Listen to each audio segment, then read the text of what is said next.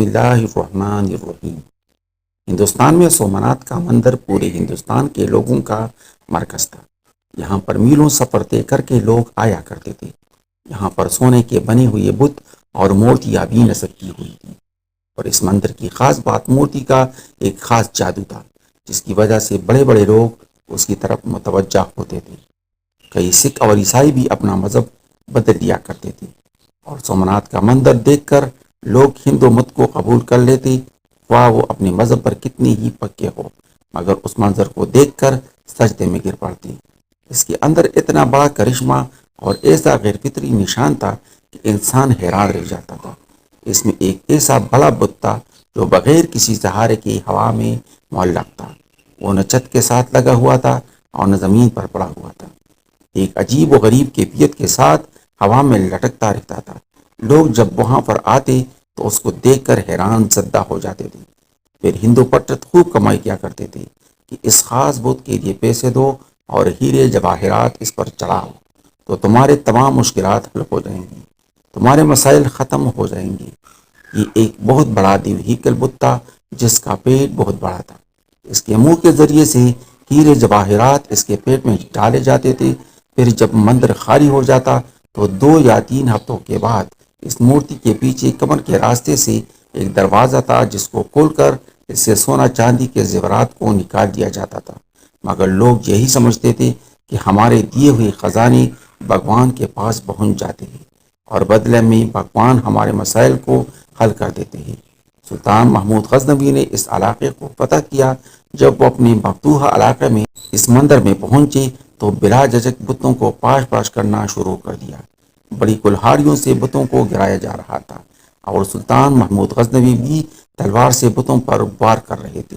ابھی آدھا مندر ہی بتوں سے پاک ہوا تھا کہ بقایا کو دوسرے دن پر چھوڑ دیا گیا۔ دوسرے دن تمام ہندوستان کے بڑے بڑے پجاری اور پنڈت مل کر سلطان محمود غزنوی کے پاس حاضر ہوئے، اور بڑے اتحاد کے ساتھ، بڑی لجاجت کے ساتھ اور درخواست پیش کرتے ہوئے کہا کہ اس علاقے پر آپ ہی قبضہ رکھیں، مگر اس بت کو مت توڑے۔ اس کے بدلے میں ہم آپ کو پورے ہندوستان کی دولت دینے پر آمادہ ہیں۔ سلطان محمود غزنوی کا ایک اور وزیر آپ کے پاس آیا اور کہنے لگا کہ یہ پیشکش بہت بڑی ہے، کیونکہ ہم نے بہت سارے بتوں کو توڑ دیا ہے۔ صرف ایک بت کو چھوڑ دینے میں کوئی حرج نہیں، آپ اس پر ضرور غور کیجیے، کیونکہ جو مال و دولت آپ کو ملے گا، اس سے ہمارے دین اسلام کی حکومت بہت آسانی سے مستحکم ہو جائے گی۔ سلطان محمود غزنوی نے ان ہندو پنڈتوں کو کوئی جواب نہیں دیا۔ دوسرے دن اپنے ہاتھ ماہر طبیعت یعنی ماہر سائنسدان البیرونی کو لے کر مندر میں پہنچے، کیونکہ آپ اس معمہ کو حل کرنا چاہتے تھے۔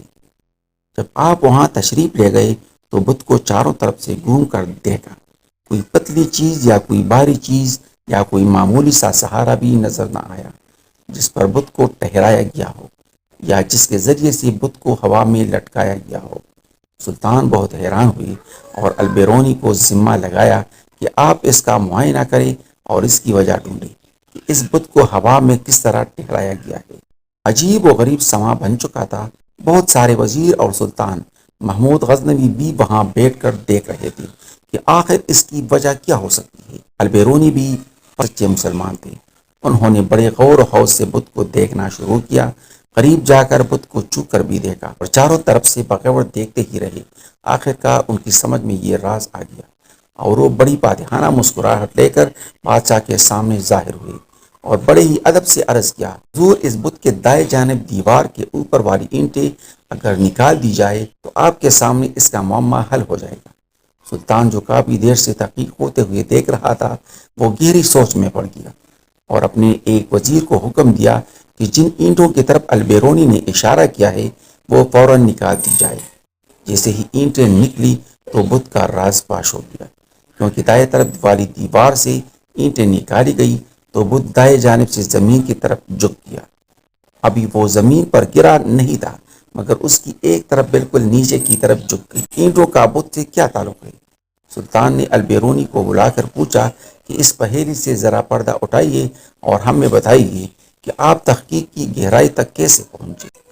البیرونی نے بتایا کہ حضور، در حقیقت یہ سارا بت بہت اعلیٰ قسم کے لوہے کا بنا ہوا ہے۔